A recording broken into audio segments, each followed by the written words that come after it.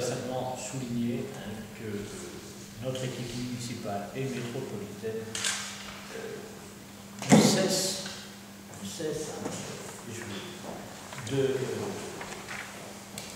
promouvoir et de mettre en œuvre la démocratie partagée dans le processus de concertation et d'écoute vraiment très approfondi. La rue de la Résistance est un changement non négligeable.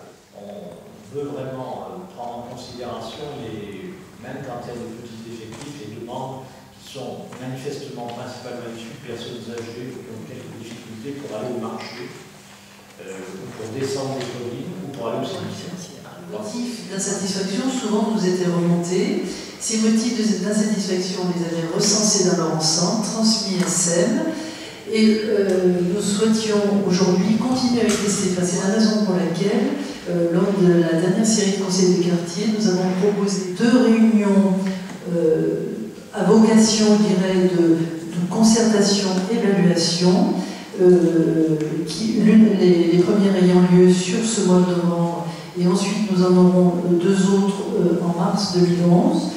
Chaque conseil de quartier a désigné en son sein 2 habitants représentants pour participer à ces réunions.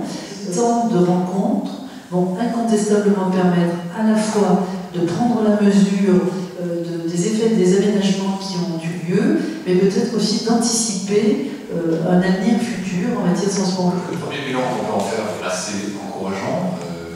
On voit que le réseau évolue, se rénove, et donc à l'image de tout ce qui est fait au niveau de l'agglomération actuellement, notamment son identité, qui a été déclinée donc, sur les bus, mais ça c'est depuis 2009, mais également depuis l'été sur toute la politique, on est distributeur automatique de kits qu'on peut voir. Tout ça, il faut que ça se fasse en bonne coordination, et je dois dire que ça se passe bien autant du côté de la STAS que du côté de la ville de Saint-Étienne. Quand on lance une opération comme Cœur de Ville, il faut effectivement que le système de transport, d'ailleurs, converge bien et soit bien en totale adéquation. C'est pour ça que les parcs relais qu'on va très vite ouvrir, si possible avant aussi la fin de l'année, pour donner une bonne image également, que tout ça c'est cohérent. Donc ça concerne bien entendu les gens qui n'ont pas forcément de véhicule pour se déplacer, ça concerne les commerçants, ça concerne les livreurs. C'est